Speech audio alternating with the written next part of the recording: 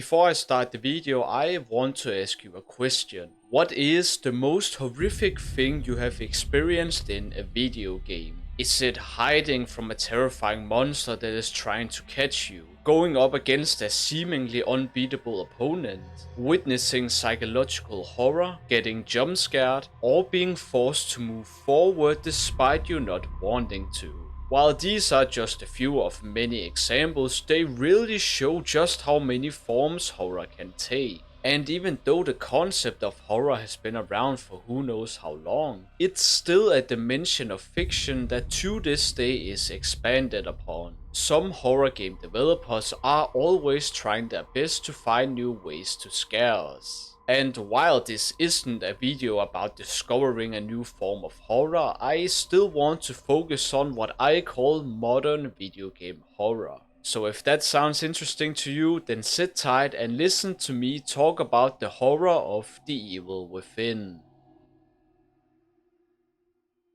Now, as some of you will have already noticed, I am not gonna be talking about the first game, but the second one. And there is a specific reason for why this is the case. There are just so many things to talk about the second game that there isn't in the first, at least in my opinion. And while the second game is not nearly as, well, crazy as the first game, there are still a lot of other things to talk about when it comes to horror. So why don't we start things off with our main character, Sebastian Castellanos. Now, Sebastian is dealing with quite a few things at the start of the second game. He has seemingly lost both his wife and daughter and is still haunted by the horrors from the beacon incident which took place in the first game. After he is offered the chance to save his daughter by entering the same machine that nearly killed him in the first game, we arrive at the beginning of the game. Now, Sebastian is on the surface not a very interesting character.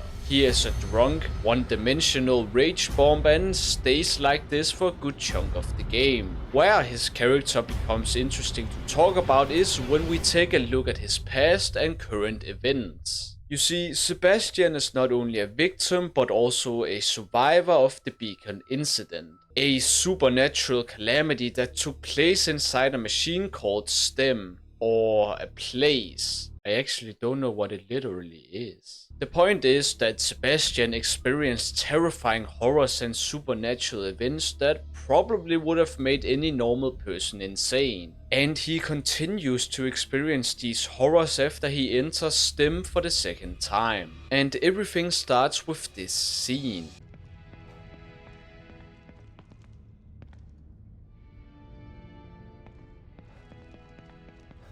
A man who just got his head blown off is seemingly stuck in a time loop. We cannot as the player do anything to stop this other than looking, and it's like this with a lot of supernatural horror. We typically see something that is in our eyes not possible and get intimidated by it. And that feeling of intimidation is further built upon once we meet the person responsible.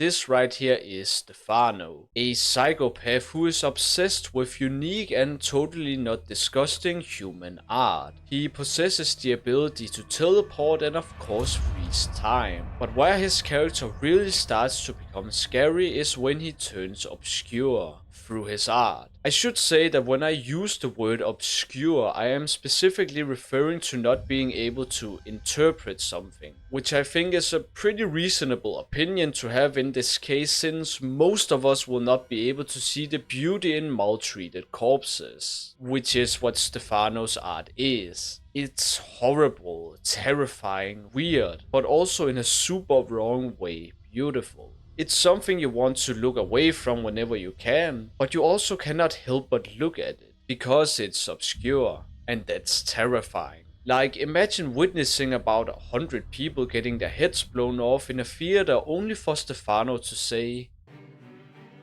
Beautiful. A bouquet of flesh and blood. You sick bastard!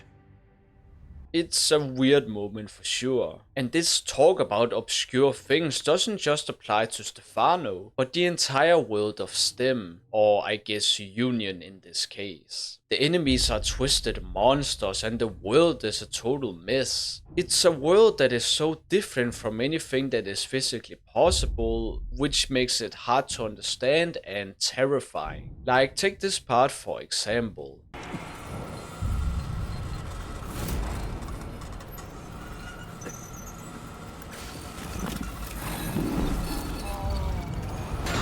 Meet my beautiful Obscura. Restart sequence. You gotta be kidding me. Sequence will complete in 90 seconds.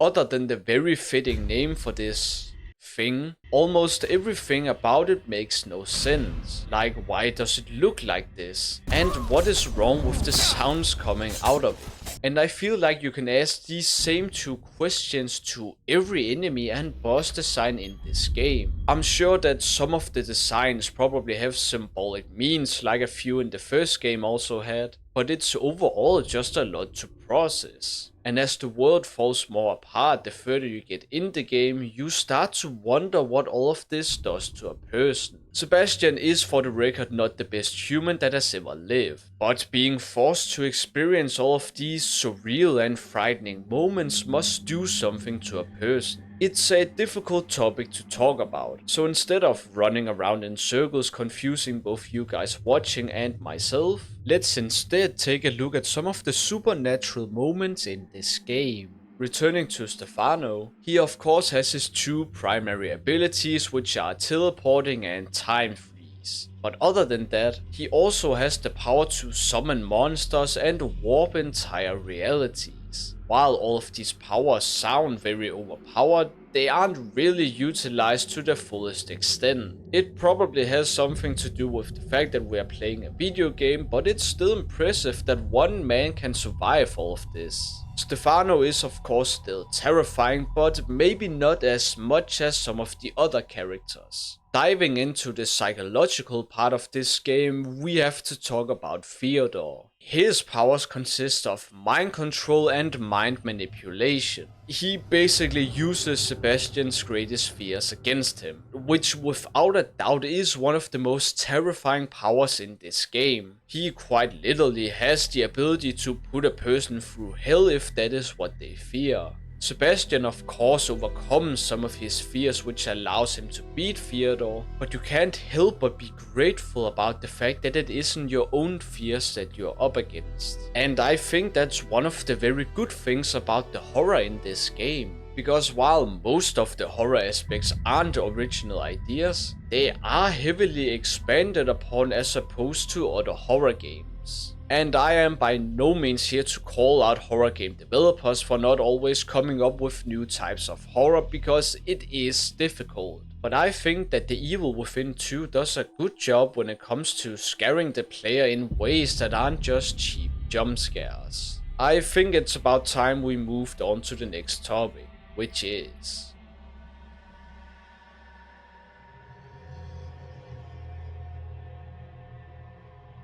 I have for the majority of this video focused on us, the players, and how the horror in The Evil Within affects us while playing. And make no mistake, that is still the main topic of this video, but I now want to focus a bit more on our main character and how he is affected by the horror in The Evil Within. Now, Sebastian is a tough block to break. He has traveled through hell and made it out alive in the first game, which makes him mentally stronger than most people. With that said, he is still merely human with the ability to fall into both sorrow and madness. And with a subconscious part of him still being stuck in the first game, he isn't exactly living the best life. But above all of the terrifying things he already has witnessed in his life, he fears nothing more than himself.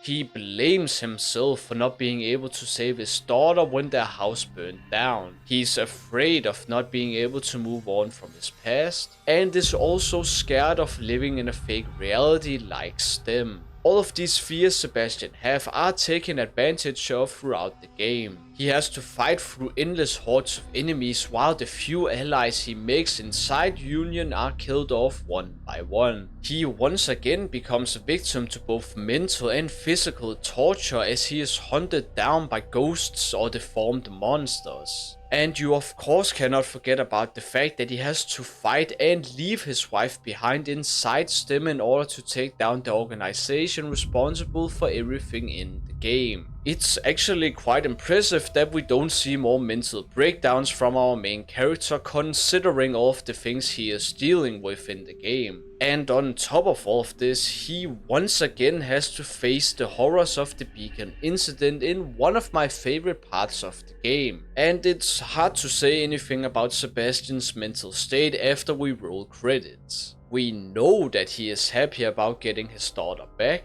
and even though it looked like Sebastian was able to overcome a good chunk of his fears near the end of the game, is he still afraid of losing his daughter once again, or get hunted down by Mobius despite all of them being dead? Will he ever forgive himself for leaving his wife behind inside STEM, and will we ever get at the Evil Within 3? Moving on from this talk about trauma and mental torture, let's take a look at how Sebastian's character changes throughout the game as more horrific things happen.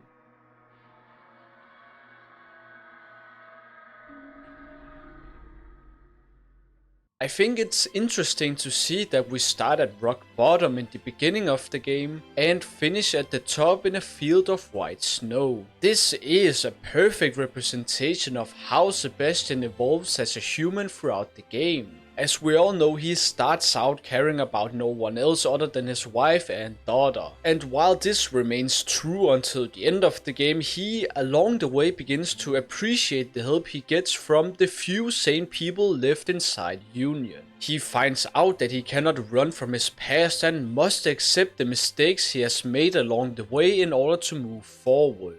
This is also why Sebastian burns the first time Theodore shows him his daughter. He has at this point of the game not been able to leave the past behind, which is why he cannot beat Theodore the first time they meet. This might also be the reason why Sebastian cannot beat any of the main villains when he encounters them for the first time. He's either too direct or afraid of the people he has to take down that others end up dying because of his choices. Is something Sebastian himself would say for a majority of the game. But something interesting happens when we face Theodore for the second time. Due to Sebastian receiving a pep talk from a spirit version of his wife and afterwards accepting that not all of the bad things that have happened in Union are his fault, he not only makes amends for his past mistakes, but also promises to do the right thing and save his daughter. These deeply personal fears Sebastian are overcoming are turned into one of the most thrilling parts of this game, where he has to go up against old enemies from the first game. Yes, they are probably still terrifying to him, but he knows that he cannot turn his back on his fears if he wants to succeed. And all of this leads us to the final stage of Union, which is this beautiful snow area filled with snow. Sebastian has at this point of the game accepted nearly everything. And I think the snowy world represents the mental change Sebastian has had throughout this adventure. He has gone from this cold and aggressive person to a caring and emotional one. And while it is sad to see that Sebastian couldn't escape with both his wife and daughter, it truly is special to witness what horror and people can do to a person that seems as lost as Sebastian did at the beginning of the game. We have now talked about the many forms horror can take, what it does to us when we witness it, and how it affects the character we play as. So to end this video, I want to show you an example of what I have been talking about. I want to show you the most horrific moment I witnessed in this game. It happens when you are making your way to City Hall in order to prevent Union from falling apart. As you navigate the broken and zombie-infested halls of the Marrow, you encounter a hallway with a door at the end. Moving closer lets you put on a gas mask and enter a first person view. And due to there being flammable gases in the area ahead, you have to use stealth in order to get through it. Every single enemy in this section feels so much more threatening since you cannot do anything but run if you are seen. And this isn't even the worst part, because once you make it down this staircase you begin to hear something in the distance.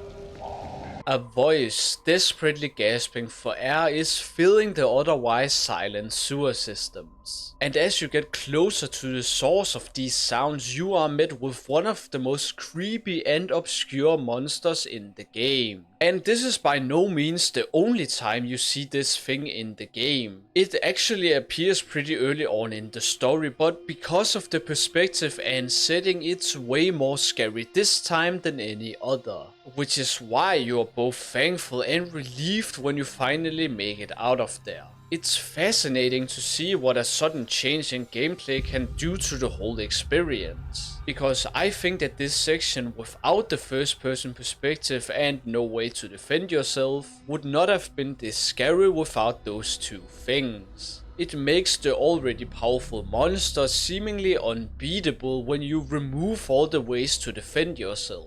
And I think it's a bit of a shame that this specific gameplay section isn't utilized more in the game. Not that I think the game needs them in order to be good or scary, but it would have been a nice change of pace from the otherwise permanent third person view. But there are so many other great interactions in this game that it all at the end of the day doesn't really matter. The Evil Within 2 is still a fantastic game and I would highly recommend that you give it a try if you ever get the chance. And on that note, I want to say thank you so much for watching this video all the way to the end. I once again had a great time making this video, so if you enjoyed it then please leave a like and a sub, I really appreciate it. And if you have any other ideas for future videos then please leave a comment about it down below. And until we meet again, bye bye.